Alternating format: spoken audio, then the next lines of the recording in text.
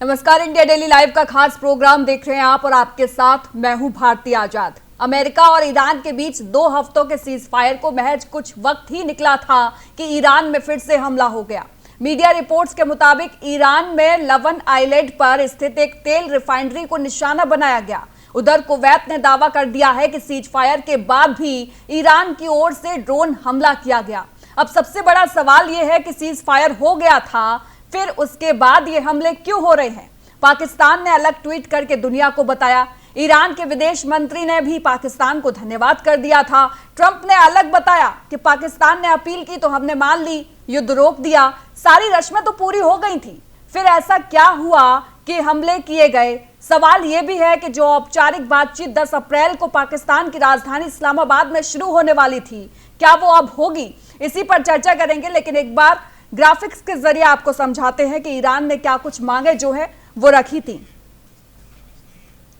तो ठीक है, थोड़ी देर में ग्राफिक्स जो है वो आ जाएंगे, उसके बाद हम आपको समझाएंगे कि क्या कुछ मांगे जो है वो ईरान ने रखी थी। लेकिन चर्चा की शुरुआत फिलहाल करते हैं और इस पर चर्चा करने के लिए हमारे साथ कुछ खास मेहमान जुड़ गए हैं। हमारे साथ सिद्धार्थ दवे जी जो कि विदेश नीति विशेषज्ञ हैं वो जुड़ गए हैं। हमारे साथ दामोदर सिंह रक्षा विशेषज्ञ जुड़ गए हैं और वरिष्ठ पत्रकार राकेश भाटी जी जुड़ गए हैं। तो चर्चा की शुरुआत करेंगे, लेकिन उससे पहले आपको बता दें कि देखिए, सीज फायर जो कि किया गया था अमेरिका की तरफ से बड़े बड़े वादों के साथ, और साफ तौर पर डोनाल्ड ट्रंप ने यह बोल दिया था कि सीज फायर हो गया है और उसके बाद अब जो है युद्ध रुक जाएगा, 2 हफ्ते तक युद्ध नहीं होगा। लेकिन यह दावा जो है कुछ ही घंटों तक चला और उसके बाद से फिर से देखिए सीज फायर का उल्लंघन हुआ। एक बार ग्राफिक्स के जरिए आपको समझाते रहे क्या कुछ मांगे जो है वो रखी गई थी। और देखिए, अमेरिका और इजराइल से सभी सैन्य हमले खत्म करने की मांग जो है वो ईरान ने की थी। 10 पॉइंट की ये मांग थी जो कि रखी ईरान ने। और इसी के साथ साथ आपको ये भी बता दें कि हमले पूरे तरीके से बंद हो, ये साफ तौर पर कह दिया था। ईरान ने कहा कि सभी सैंक्शन जो है वो भी हटाए जाए, यानी कि आर्थिक प्रतिबंध हटाने की शर्त जो है वो ईरान ने रखी। फ्रीज किए गए जो एसेट्स थे वो वापस मिले, ये भी साफ तौर पर ईरान ने अपने मांग में जो है शामिल किया था। और उसके बाद ईरान ने यह भी मांग की थी कि जंग का स्थायी अंत हो जाए। ये सीज फायर हो गया, उसके बाद उल्लंघन हो गया, ऐसा ना हो, एकदम स्थायी अंत हो और अमेरिकी सेना जो है उसकी वापसी भी सुनिश्चित हो मिडिल ईस्ट से। और इसी के साथ साथ जो नुकसान ईरान को जंग में हुआ है उसका आर्थिक मुआवजा जो है या पुनर्निर्माण की व्यवस्था जो है वो भी ईरान करते हुए नजर आया। और ईरान ने होर्मुज स्ट्रेट पर अपने नियंत्रण बनाए रखने की शर्त भी रखी, यानी कि कंट्रोल जो है वो ईरान के पास रहे, ये भी ईरान ने मांग रखी। और सुरक्षित आवाजाही उसने तय की, लेकिन शर्तों के साथ, कुछ शर्तें रखी हैं। उसके बाद ईरान ने साफ तौर पर कह दिया है कि इन शर्तों को मान लीजिए, आपकी आवाजाही होर्मुज स्ट्रेट से होती है वो एकदम सुरक्षित होगी, क्षेत्रीय संघर्ष भी खत्म हो, ये भी साफ तौर पर ईरान जो है वो अपनी मांगों में शामिल करता हुआ नजर आया, जिसमें लेबनान और हिजबुल्लाह का जिक्र किया गया था। तो देखिए, लगातार हमने आपको बताया कि किस तरीके से ईरान ने अपनी 10 मांगे जो हैं वो रखी थी और ईरान ने साफ तौर पर ये कहा था अगर ये मांगे हमारी मानी जाती हैं तो हम युद्ध रोक देंगे, कोई दिक्कत नहीं है। दूसरी तरफ ट्रंप ने बोला कि पाकिस्तान ने अपील की तो हमने मान ली और हमने युद्ध रुकवा दिया है, 2 हफ्ते का सीज फायर हो गया है। लेकिन कुछ चंद घंटे ही बीते कि सीज फायर का उल्लंघन हो गया। इसी पर चर्चा करेंगे और चर्चा करने के लिए हमारे साथ खास मेहमान जो है वो जुड़ गए हैं तीनों। आपका एक बार फिर से तारुफ उनसे करा देते हैं। हमारे साथ सिद्धार्थ दवे जी जुड़ गए हैं, विदेश नीति विशेषज्ञ हैं। हमारे साथ दामोदर सिंह जी जुड़ गए हैं, रक्षा विशेषज्ञ हैं। और हमारे साथ राकेश भाटी जी जुड़ गए हैं, वरिष्ठ पत्रकार हैं। आप तीनों का बहुत बहुत स्वागत है इंडिया डेली लाइव पर। और देखिए सिद्धार्थ जी, शुरुआत आपसे करते हुए, एक तरफ सीज फायर हो गया था और कुछ चंद घंटे ही बीते थे कि सीज फायर का उल्लंघन हो गया। क्या माना जा सकता है कि ये सीज फायर का सीधा सीधा उल्लंघन था? क्योंकि अभी भी क्वेश्चन मार्क नजर आ रहा है। जी नमस्कार भारती जी, इंडिया डेली न्यूज़ के सभी दर्शकों को नमस्कार, जय हिंद, वंदे मातरम। देखिए, ये तो जब सीज फायर का ऐलान हुआ तभी से ही ये सभी को ज्ञात था कि ये लंबा नहीं चलेगा। 14 डेज तो अभी बहुत दूर है, 14 दिन की जो बात की गई है वो तो बहुत दूर है, किंतु ये पूरे प्रोसेस में जब देखते हैं सीज फायर अगर किया भी गया है तो वो कहीं ना कहीं पे क्या ये अमेरिका की हार है, क्या ये ट्रंप की बौखलाहट दिखाता है? क्योंकि कल शाम तक, कल रात तक, as per Indian standard time अगर हम देखें तो अमेरिका ने, ट्रंप ने ट्वीट किया था और कहा था कि एक निर्णायक कार्यवाही करेगा और ईरान को वो झुका देगा और ईरान जो है वो पूरी तरह कोलैप्स हो जाएगा, वो पूरी तरह तहस नहस हो जाएगा। और सुबह हम उठते हैं तो ग्राउंड रियलिटीज देखे तो बिल्कुल स्थिति उलट हो जाती है। तो कहीं ना कहीं पे जो अमेरिका जो हैवी मिलिट्री प्रेशर डाल रहा था, उसकी बात कर रहा था, अंत में क्या बात करता है? वो सीज फायर, नेगोशिएशन और कॉम्प्रोमाइज की बात करता है। तो ये जो है ये एक मैं समझता हूँ एक स्ट्रेटेजिक पॉज है। इसमें ये कोई सीज फायर नहीं है। दोनों कैंप, ईरान भी चाह रहा है कि वो रीग्रुप करे और कहीं ना कहीं से चाइना से जो उसको मदद मिल रही है वो उसको और मिले, अपने वो बैलिस्टिक मिसाइल्स जो हैं उसका वो और संवर्धन कर सके। और कहीं ना कहीं पे यूएस भी जो एक तरह से देखा जाए तो उसकी जो कैजुअलिटीज हैं, जो खर्चा आ रहा है, आउटकम क्या हुआ है, वो उसको बताना पड़ेगा अमेरिका की जनता को भी। तो कहीं ना कहीं पे एक टैक्टिकल पॉज मैं इसे देख रहा हूँ। दोनों जो पार्ट्स हैं, यूएस, इजराइल एक्सेस और यहाँ पे ईरान, दोनों ने एक टैक्टिकल पॉज लिया है सीज फायर के नाम पे। और ये 2 वीक, 2 हफ्ता नहीं चलेगा। बहुत जल्द ही आप देखेंगे कि कहीं ना कहीं से कुछ ना कुछ ग्राउंड अटैक्स जो हैं, और अभी हम देख भी रहे हैं कि पूरी तरह बंद नहीं हुए हैं ग्राउंड अटैक्स, और मिसाइल्स और अलर्ट्स भी जारी है। तो ये पीस नहीं है, ये पॉज है। ठीक है दामोदर जी, क्योंकि आप देखिए रक्षा विशेषज्ञ हैं, आप कैसे देख रहे हैं इस पूरे मामले को? काफी हद तक मैं अपने साथी पैनलिस्ट मिस्टर सिद्धार्थ दवे की बात से सहमत हूँ कि ना तो अभी कोई फौजें पीछे हटी हैं, ना उनके कोई मिसाइल ऐसे पोस्चरिंग कुछ भी ऐसी नहीं हुई कि जिससे कहा जा सके कि ये सीज फायर ग्राउंड पर इम्प्लीमेंट होता हुआ नजर आ रहा है। इसके साथ साथ आप कुछ चीजें अगर देखें घटनाक्रम में, तो इसराइल ने क्लियर मना किया है कि जो प्रॉक्सी है ईरान के, हम उनके ऊपर हमले करना जारी रखें। ये सीज फायर सिर्फ ईरान के साथ है। तो ये मान लेना कि आप प्रॉक्सी के ऊपर हमले करेंगे, वो ईरान उकसेगा नहीं या ईरान अपनी कार्रवाई नहीं करेगा, ये तो बिल्कुल नामुमकिन है। इसके साथ साथ अगर आप देखें, सारी जितनी भी तैयारी है वो वैसे की वैसी है। लड़ाई के लिए यहाँ पर कुछ भी बदलता नजर नहीं आ रहा। और साथ साथ एक चीज मैं आपको और बता दूं, जैसे पहले बातचीत के लिए समय लेकर अमेरिका ने अटैक किया था, ये वो समय है जब दोनों ही देश, तीनों देश अपनी तैयारी करेंगे, अपने आप को रिऑर्ग करेंगे और अपने वेपन और जो आर्म्स एंड अम्युनिशन है उनको एक बार फिर से इकट्ठा करने के बाद, और मुझे लगता है कि 2 हफ्ते तो बहुत दिन की बात है, 2 से 4 दिन बाद दोबारा से ये युद्ध शुरू होता हुआ नजर आ रहा है। क्योंकि डोनाल्ड ट्रंप की बातों पे, पाकिस्तान की मध्यस्थता पे यकीन तो कोई मूर्ख ही कर सकता है इस समय के हालात पे। और अमेरिका को जिस तरह से मुंह की खानी पड़ी, हो सकता है वो एक डिसिसिव स्टेप लें ईरान को एक बार फिर से चकमा देने के लिए, या एक ब्लडी नोज देने के लिए, जहां पे ईरान को फिर से सोचना पड़े, या ईरान की हार साबित करने के लिए। बहुत आश्चर्य नहीं होगा कि अगले 1 वीक के अंदर ही कुछ ऐसा अटैक प्लान किया जाए जिससे ईरान घुटनों पे और फिर से अमेरिका की शर्तों पर ये समझौता हो, मुझे जो लगता है। राकेश जी देखिए, अभी सुबह से जो है ट्वीट का सिलसिला लगातार जारी रहा, हम देख ही रहे थे। पाकिस्तान जो है वो अलग से धन्यवाद कर रहा है, ट्रंप अलग से धन्यवाद कर रहे हैं, ईरान के विदेश मंत्री हैं वो अलग से पाकिस्तान को धन्यवाद दे रहे हैं। पाकिस्तान तो अब तक धन्यवाद दे रहा है, शाम होते होते तक, जब उल्लंघन हो भी गया है। आप इस पूरे मामले को कैसे देख रहे हैं? क्योंकि सीज फायर हुआ तभी कह दिया गया था भारत की तरफ से कि जो भारतीय वहां पर बसे हुए हैं ईरान में, वो जल्द से जल्द वहां से निकलें, सतर्क रहें। जी भारती जी, देखिए मेरा ये कहना है कि ये जो सीज फायर हुआ है, जैसे मेरे अपने दोनों जो मित्र जो बैठे हैं डिबेट में, तो उनकी बातों से बिल्कुल सहमत हूं कि ये बहुत लंबा चलने वाला नहीं था। और वैसे तो अमेरिका भी अंदर से बुरी तरीके से अपनी जनता से घिरा हुआ था। रोज वहां पर रोडों पर लाखों की संख्या में वहां की जनता खड़ी हो रही थी, इस युद्ध के खिलाफ ट्रंप को घेर रही थी। और ट्रंप भी चाहते थे कहीं ना कहीं कि ये युद्ध मेरी नाक नीचे ना हो, लेकिन ये युद्ध बंद हो जाए। अब उसने पाकिस्तान ने आग्रह किया और पाकिस्तान के आग्रह को बड़ी आसानी से उसने मान लिया। अब इसमें पूरा गेम आप समझ सकते हैं कि पाकिस्तान आखिर गुर्गा किसका है।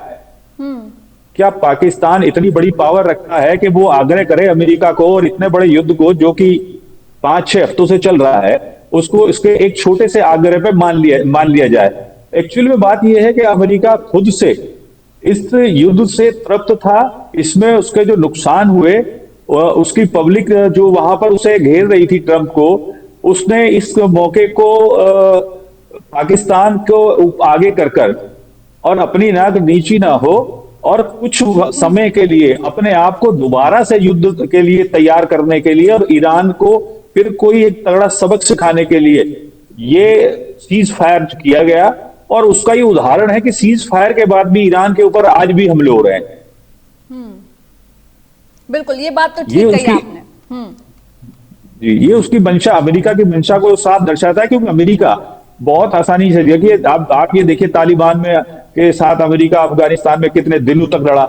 इतने जल्दी अमेरिका को वापस होना पड़ेगा, ये अमेरिका को भी समझ नहीं आ रहा था। और अमेरिका ये सोच रहा था कि किस तरीके से, मतलब एकदम हम लोग इस युद्ध को किस तरीके से रोकें।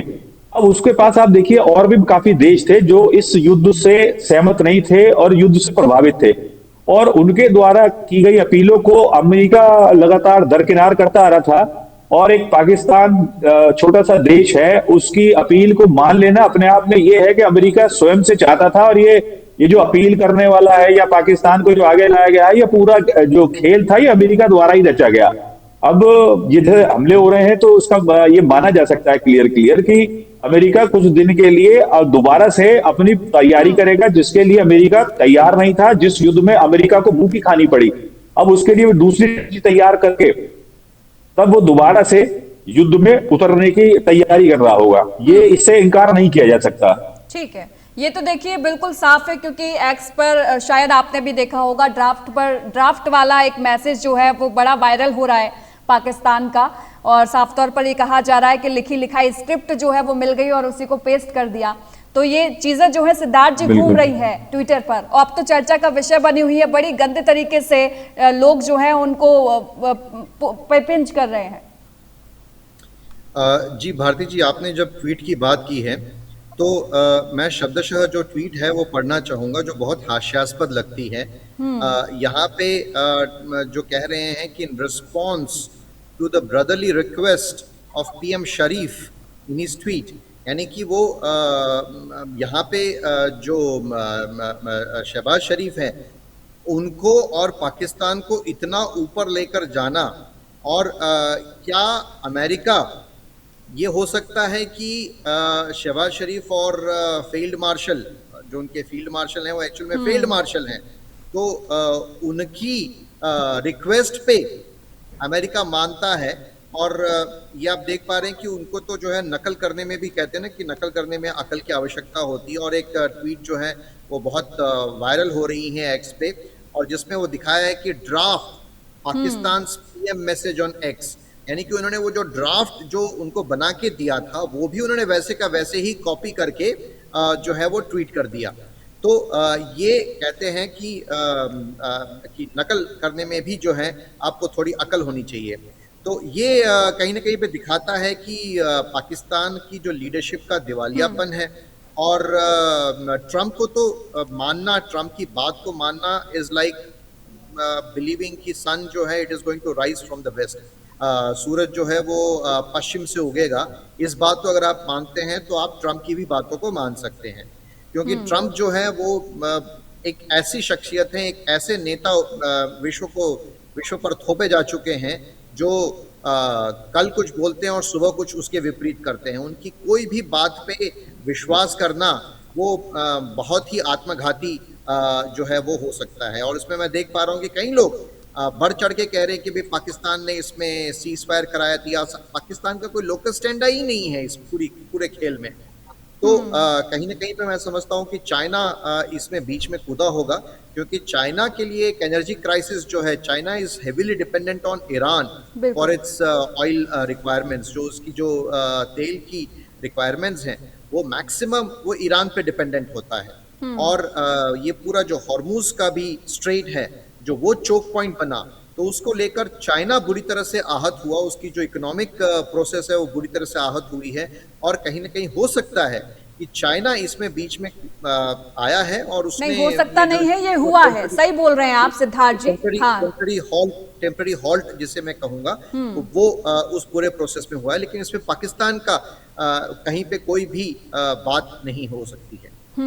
देखिए, चाइना तो बीच में आया है और चाइना का क्योंकि सपना भी टूट रहा है इस युद्ध के साथ साथ तीसरी महाशक्ति बनने का, इसलिए चाइना तो और ज्यादा परेशान है। लेकिन दामोदर जी देखिए, आप जो है जमीनी हकीकत बड़े बेहतर तरीके से जानते होंगे, जैसा कि हमारे दोनों पैनलिस्ट ने भी बोला कि यहाँ पर सीज फायर सिर्फ दिख रहा है, सीज फायर हुआ नहीं है।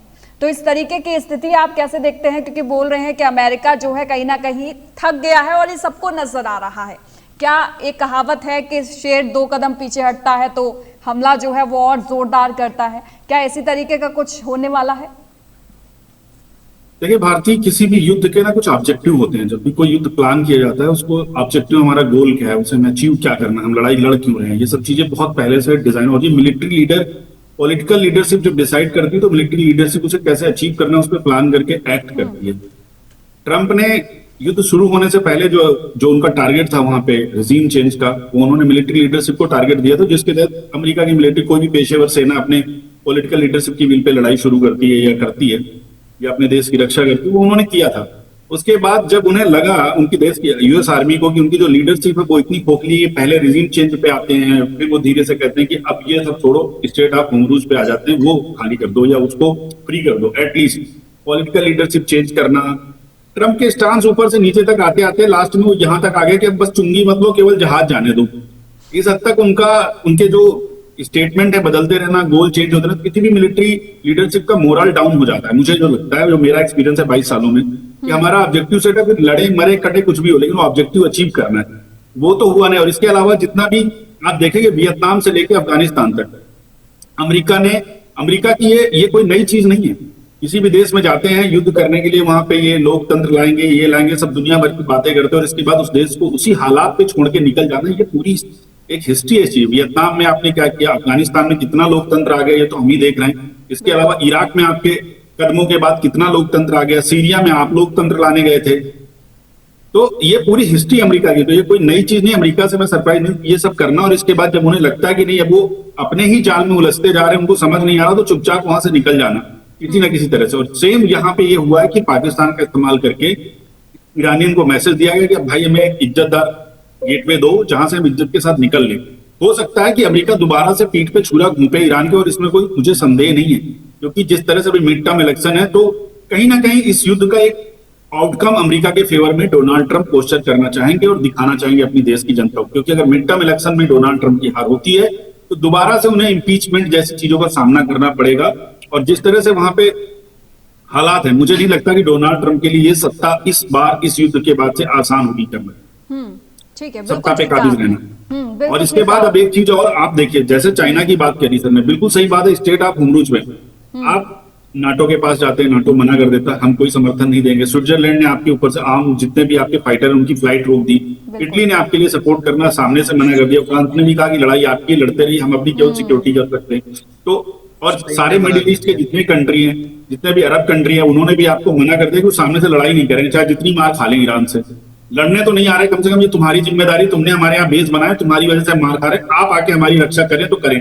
तो अब जो अमेरिका के ऊपर उनका भी भरोसा उठा, ये बचा नहीं पाएंगे, आगे लड़ाई होगी तो इनके बेसिस मिडिल ईस्ट से गए, अमेरिका के ऊपर भरोसा गया लोगों का। और कहीं ना कहीं तक एक चीज ये बिल्कुल साबित होती है कि इस युद्ध को डोनाल्ड ट्रंप ने अपने ऊपर थोपा था बिना किसी ऑब्जेक्टिव के, और उनका कोई भी मिशन इस युद्ध में। एक चीज जरूर है कि जिस तरह से उन्होंने अपने पायलट को निकाला, वो एक जरूर तारीफ की बात है। जिस तरह से उन्होंने उसकी जिंदगी के लिए जद्दोजहद की और जितना किया, ये मायने रखता है कि काफी सारे एयरक्राफ्ट उनके लॉस हुए, लेकिन उन्होंने उसे जिंदा निकाल लिया, ऐसा कहा जाता है।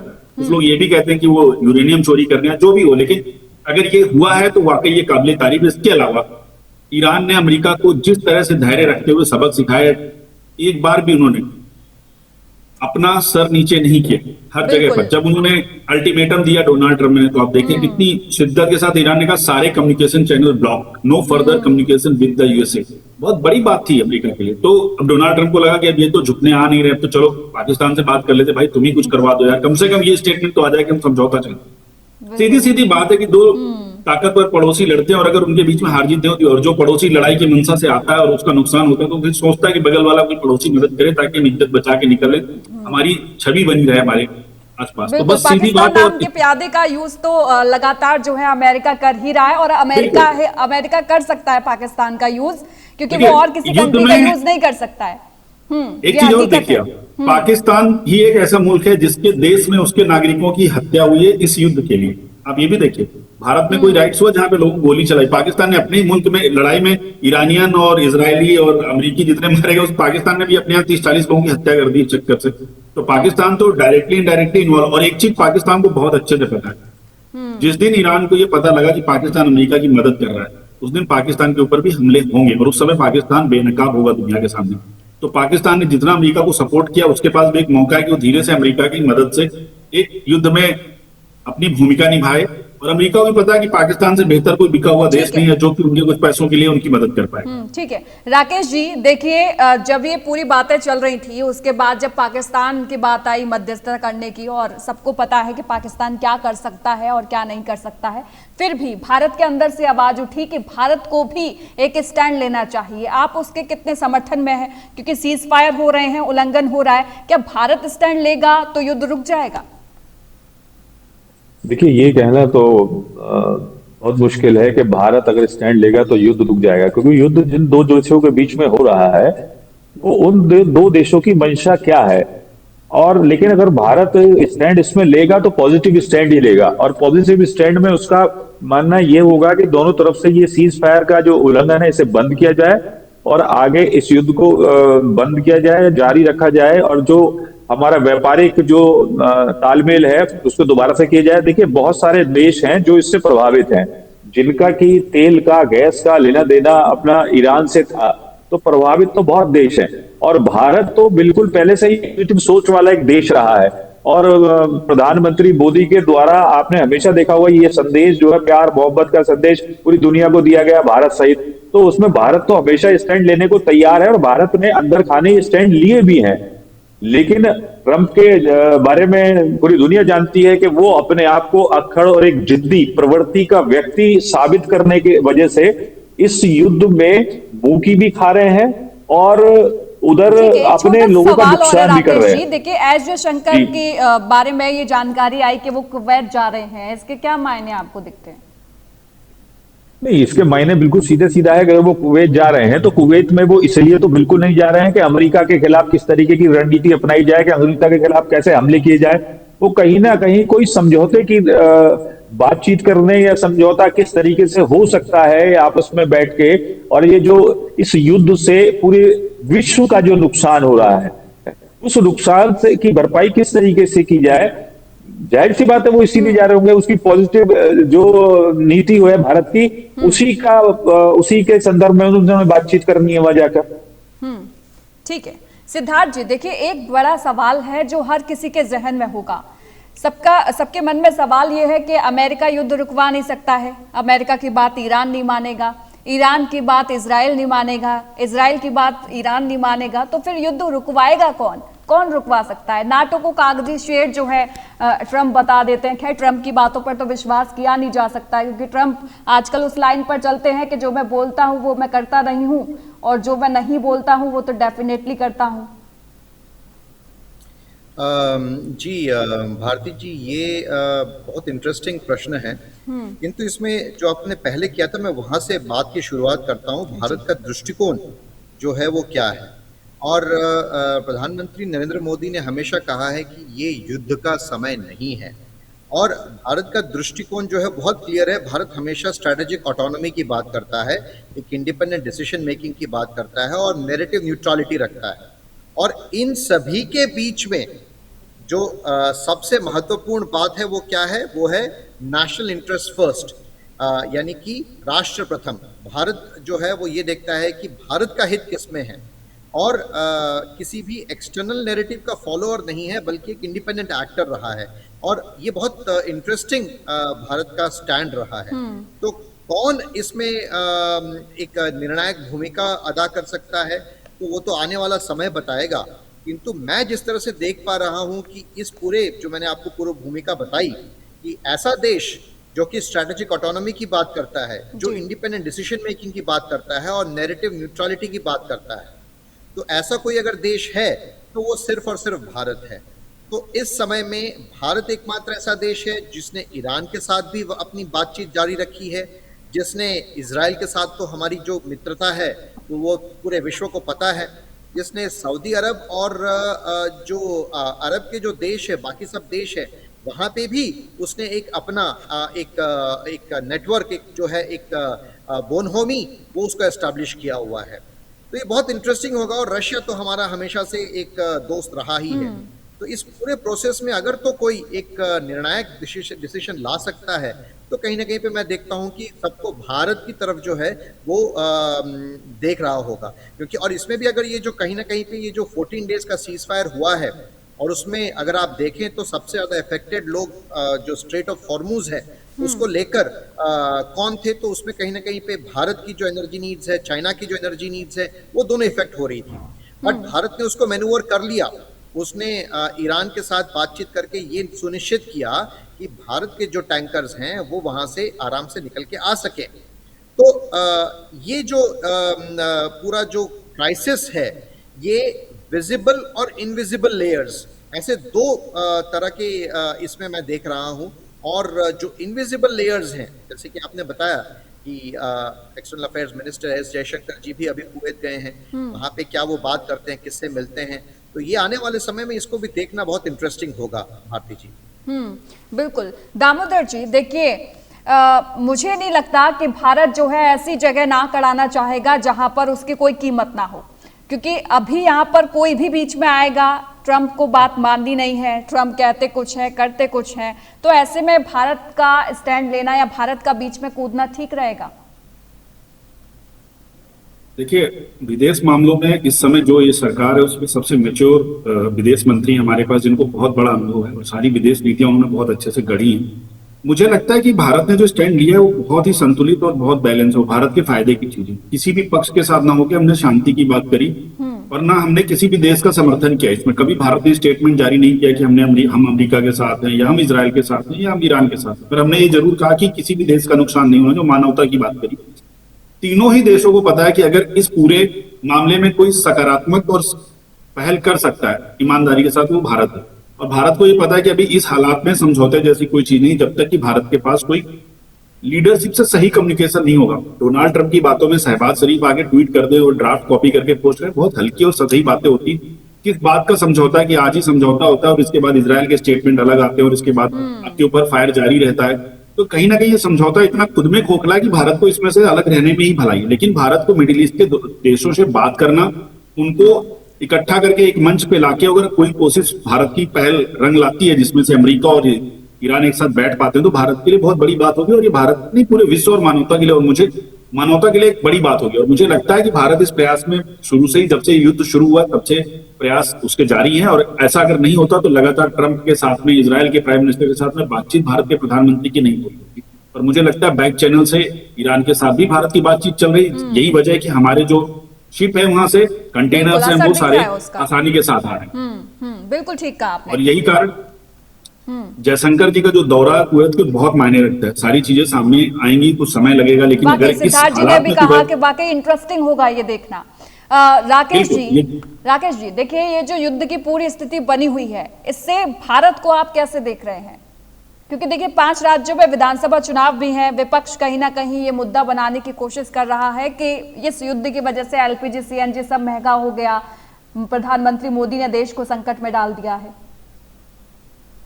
देखिए, इसमें प्रधानमंत्री मोदी ने देश को संकट में डाल दिया है, ये शब्द विपक्ष के कहना है तो आप ही समझ सकती हैं कि उनकी कितनी कमजोर सोच और मंद बुद्धि की बात है ये।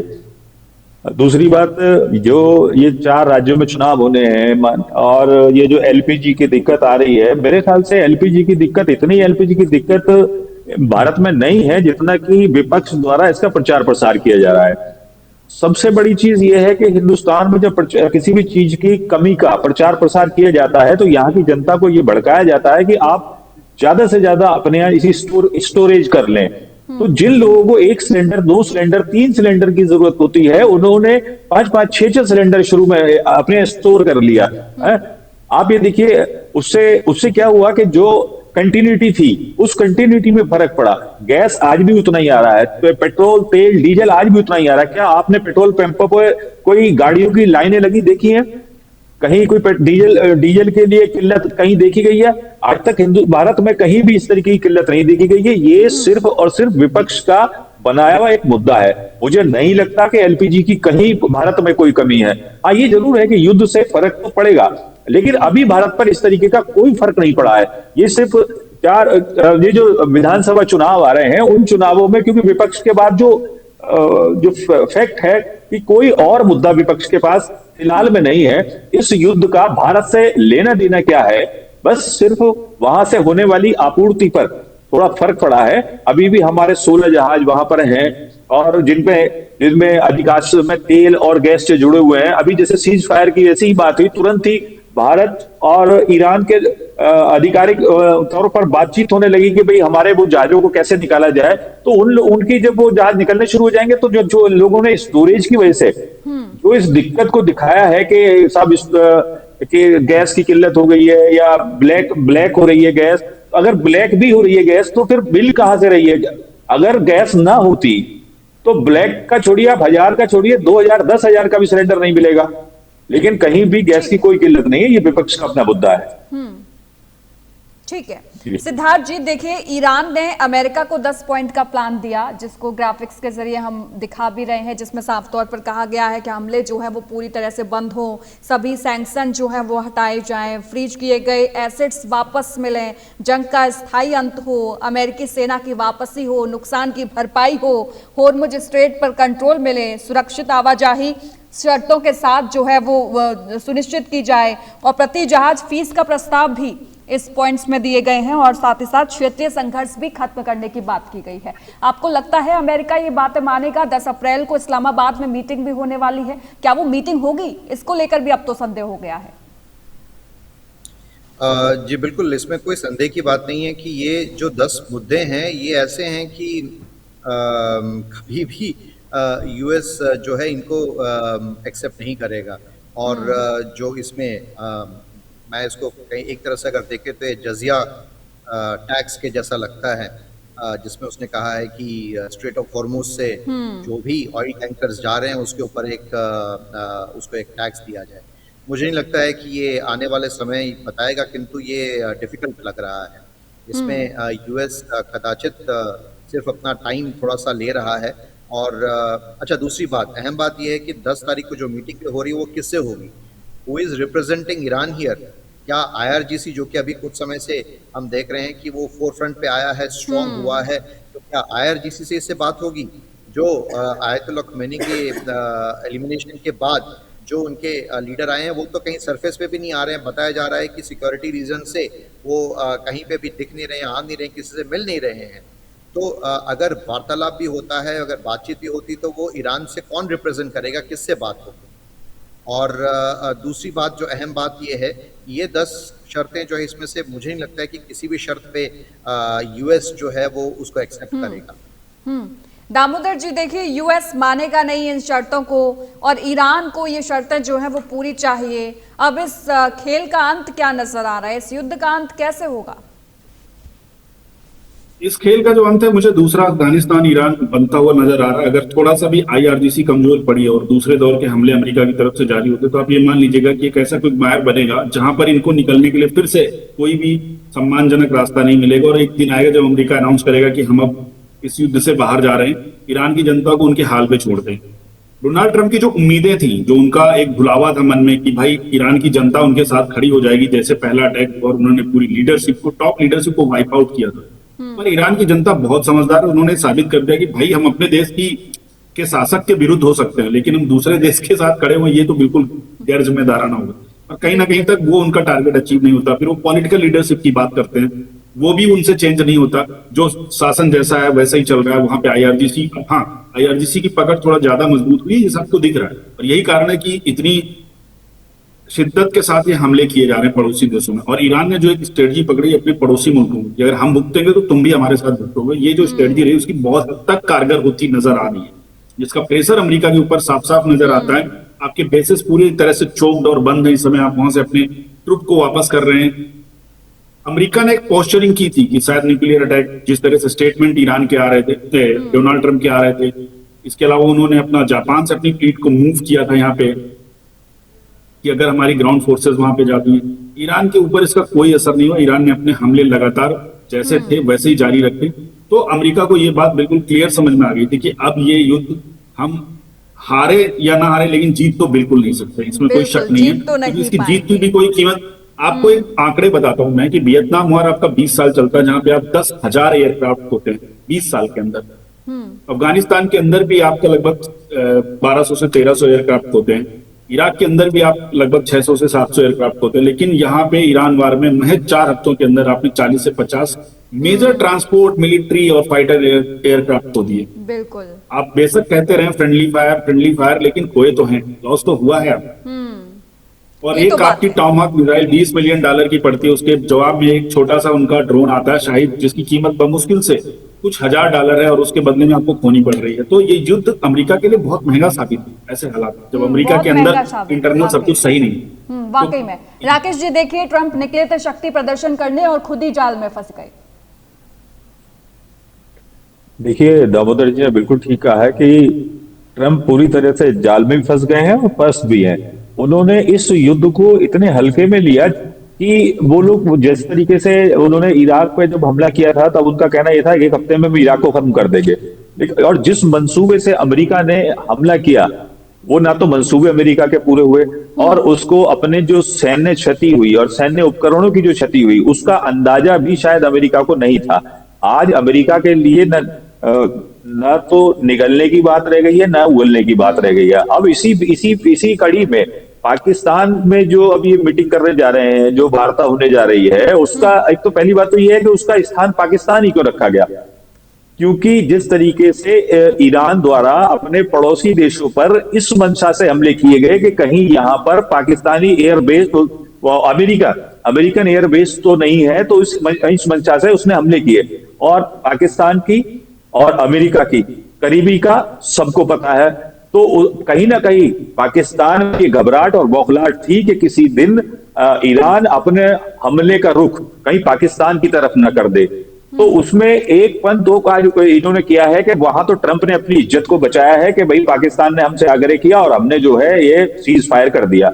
वहीं पाकिस्तान ने भी अब अपने आप को ये सेव करने की कोशिश की है, हमलों से बचने की कोशिश की है कि भाई हमने पहल की, और इसका बहुत पूरी तरीके से प्रचार प्रसार किया जा रहा है। ट्रंप भी कह रहे हैं कि साहब हमारे से पाकिस्तान ने पैरवी की, अपील की, और हमने उसको तुरंत मान लिया। और यही एक जो वार्ता के लिए जो मीटिंग बुलाई जा रही है, वो भी इस्लामाबाद में बुलाई जा रही है। तो कहीं ना कहीं पाकिस्तान के अंदर ये भय या ये डर जरूर है, क्योंकि पाकिस्तान के अंदर पहले से ही अमेरिका के एयरबेस के वो बना रखे हैं, अड्डे बने हुए हैं। तो पाकिस्तान की जो भूमिका है, तो पाकिस्तान की भूमिका इसलिए महत्वपूर्ण बनाई जा रही है जिससे कि पाकिस्तान कम से कम उसके हमलों से बचा रहे, पाकिस्तान के ऊपर हमले ना हो। ठीक है। और सिद्धार्थ जी, क्योंकि अब टाइम बहुत कम रह गया है, इसलिए लास्ट कमेंट ले लेते हैं। लास्ट कमेंट आपका। देखिए भारती जी, आने वाला समय थोड़ा इंटरेस्टिंग होगा, और क्योंकि अभी जैसे हम बात कर रहे हैं और इसी वक्त एक न्यूज़ भी फ्लैश हो रही है कि सऊदी अरेबिया का जो ईस्ट वेस्ट ऑयल पाइपलाइन है, जो कि 7 मिलियन बैरल्स पर डे वो वहाँ से जो है तेल जो है क्रूड ऑयल का वो होता है, उसके ऊपर अटैक हुआ है। और ये कुछ घंटों पहले हमने ये भी न्यूज़ देखा था कि ईरान में जो लवान ऑयल रिफाइनरी है वो भी हिट हुई है जब यूएस ने सीज फायर का अनाउंसमेंट किया था। तो जहाँ पे एक तरफ सीज फायर का अनाउंसमेंट हो रहा है और दूसरी तरफ ईरान का लवान ऑयल रिफाइनरी, और जब सऊदी अरेबिया का ईस्ट वेस्ट ऑयल पाइपलाइन, उस पर अटैक कौन कर सकता है? उस पर अटैक डेफिनेटली ईरान नहीं किया है। तो दोनों तरफ से जो है एक दूसरे पर अटैक्स अभी जारी हैं। तो कहीं ना कहीं पे ये भी एक प्रश्न चिन्ह खड़ा करता है कि क्या वाकई वास्तव में सीज फायर हुआ भी है कि नहीं। बिल्कुल बिल्कुल ठीक कहा आपने। दामोदर जी, लास्ट कमेंट।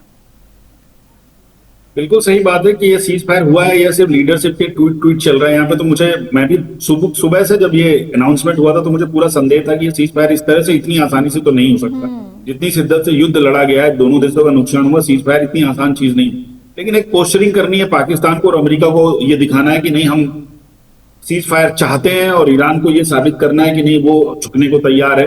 पर जितनी शर्तें ईरान ने थोपी है वो एक्सेप्ट करके अमेरिका तो सीज फायर करने से रहा, और इजराइल अमेरिका और ईरान के बीच में सीज फायर एक्सेप्ट नहीं करेगा। उनके प्रॉक्सी से लड़ना भी सीज फायर का उल्लंघन ही होगा, और ईरान कभी अपनी प्रॉक्सी को अकेला नहीं छोड़ेगा। दो चीजें जब तक रिजॉल्व नहीं हो सकती, कोई भी सीज फायर ग्राउंड में इंप्लीमेंट नहीं हो सकता, और ना ही उसका कोई आउटकम निकलने वाला। ऐसे हो कि अगर हिजबुल्लाह और हुती के ऊपर हमले जारी रहते हैं और वो जब हमले जारी रखते हैं तो इजराइल ना तो अमेरिका की सुनेगा और ना ईरान की सुनेगा, वो हमले करेगा और अपने टारगेट को अचीव करेगा। अपने जितने भी एनिमीज हैं उसके सराउंडिंग में प्रॉक्सी, उन सबको नेस्तनाबूद करने की कार्रवाई जारी रखेगा। इजराइल को क्लियर पता है कि ऐसी हालत में अधमरे सांप को छोड़ना उनके लिए कितना नुकसानदायक हो सकता है, क्योंकि प्रॉक्सीज है, उनको कोई भी लेजिटिमेट आप किसी भी तरह के शांति समझौते से बाउंड नहीं कर सकते। हुती या हिजबुल्लाह सुनने वाले नहीं है किसी भी शांति समझौते में, वो इजराइल को नहीं छोड़ेंगे, इजराइल उनको छोड़ने वाला है नहीं, ये बात आप क्लियर मान लीजिए। तो जब तक प्रॉक्सीज के मसले सॉल्व नहीं होंगे ये युद्ध कभी शांत हो ही नहीं सकता। ठीक है, हम आपको नहीं छोड़ेंगे और आप हमें नहीं छोड़ेंगे, ये वाला सिलसिला जो है चल रहा है। राकेश जी के पास जाऊं उससे पहले बस छोटा सा सवाल एक है मेरा सिद्धार्थ जी आपसे, ये ट्रम्प ऐसा काहे करते हैं, मतलब समझ नहीं आता है। अब महाशक्ति तो है ना अमेरिका पहले से ही। देखिए ये शायद कोई पर्सनालिटी डिसऑर्डर हो सकता है, या फिर ये विश्व की नियति में है कि कुछ जो वैश्विक घटनाएं हैं उसका होना आवश्यक है, और वो तभी ही होंगी वैसी वैश्विक घटनाएं जब ऐसा कोई एसेंट्रिक, ऐसा कोई जिसको हम कह सकते हैं कि एसेंट्रिक का हिंदी क्या होगा, उस तरह का कोई नेता आता है। तो कहीं ना कहीं पे ये विश्व की नियति में है, और जो पूरा वर्ल्ड ऑर्डर जो चेंज हो रहा है जिसको हम देख पा रहे हैं, और अमेरिका का पतन हो रहा है, और ये बहुत मैं जिम्मेदारी के साथ ये शब्द और ये वाक्य का प्रयोग, और शायद ये अमेरिका भी जानता है हो रहा है, उस दिशा में अमेरिका आगे बढ़ रहा है और उसकी नियति में है, इसलिए शायद जो है डोनाल्ड ट्रंप जैसे व्यक्तित्व को उन्होंने चुना है और वो उस देश के राष्ट्रपति बने हैं। ठीक है, राकेश जी लास्ट कमेंट। जी बिल्कुल, मेरा कहना यह है कि दोनों ही देश किसी भी तरीके से सीज फायर को मानने को तैयार इसलिए नहीं होंगे क्योंकि किसी की भी कोई भी मंशा पूरी नहीं हो रही है। ना तो 10 पॉइंट जो ईरान ने दिए हैं वो अमेरिका मानेगा, और अमेरिका की जो मंशा थी ना ही अमेरिका की मंशा है वो पूरी हुई है, अभी आधी अधूरी है। दूसरा ये है कि अभी जैसे आपने कहा कि अमेरिका एक महाशक्ति है, ये माना कि अमेरिका एक महाशक्ति है, लेकिन उस महाशक्ति में ट्रंप अपने आप को सबसे, मतलब सदी का सबसे स्ट्रॉन्ग मानिए, ताकतवर मानिए, शक्तिशाली राष्ट्रपति साबित करना चाहते हैं, जिसकी सजा आज अमेरिका भुगत रहा है, जिसकी वजह से लाखों लोग सड़कों पे उतारू हैं और इस युद्ध के खिलाफ हैं। और ट्रंप इस जिद पर है कि युद्ध लड़ा जाएगा और ये युद्ध होगा। तो इसमें ये मान के चलिए कि बहुत आसानी से सारी चीजें खत्म होने वाली नहीं है। ईरान ने इसमें अपना बहुत कुछ खोया है, अमेरिका ने तो बहुत कम खोया है, लेकिन ईरान ने अपने सीनियर लीडरशिप को उसमें खोया है ना। बहुत सारे उन्होंने अपने कमांडरों को उसमें खोया है। तो इसलिए मान के चलिए कि वो लोग भी इतनी आसानी से चुप होने वाले नहीं है। उन्होंने जो अपनी एक लिस्ट दी है 10 पॉइंटों की, उसको अमेरिका नहीं मानेगा और अमेरिका उसको नहीं मानेगा, तो ईरान भी चुप बैठने को तैयार नहीं है। तो कहीं से कहीं तक बहुत जल्द इसकी संभावना नहीं है कि सीज फायर होगा या युद्ध पूरी तरीके से शांत हो जाएगा। बिल्कुल ठीक कहा आपने। आप तीनों ने इतना कीमती वक्त हमें दिया, इसके लिए बहुत बहुत धन्यवाद आप तीनों का। और देखिए लगातार जो है मुश्किलें अब बढ़ती जा रही हैं युद्ध को लेकर, और सवाल सबसे पहले ये खड़ा हो गया है कि क्या कुछ होने वाला है आगे। और सीज फायर की जो है समाप्ति की बात कही गई, लेकिन सीज फायर हुआ नहीं। अब बहुत सारे सवाल लोगों के जहन में घूम रहे हैं। लोग ये भी पूछ रहे हैं कि ये कैसा सीज फायर है। इसी के साथ साथ अब ट्रंप की इज्जत भी दांव पर लग गई है, क्योंकि ट्रंप कहते हैं कि मैंने सीज फायर करा दिया, पाकिस्तान ने अपील की और उसके चंद घंटों बाद ही हमले हो जाते हैं। तो तमाम सारे सवाल जो हैं वो अब दुनिया भर में जागने लगे हैं, और एक बार फिर से लोग ये पूछने लगे हैं कि ये कैसा सीज फायर है। और एक बार फिर से लोगों के जहन में वो सवाल है कि आखिर ये युद्ध जो है वो थमेगा कब। वहीं फिलहाल इस खास प्रोग्राम में इतना ही। देश और दुनिया की तमाम खबरों के लिए आप देखते रहिए इंडिया डेली लाइव। नमस्कार।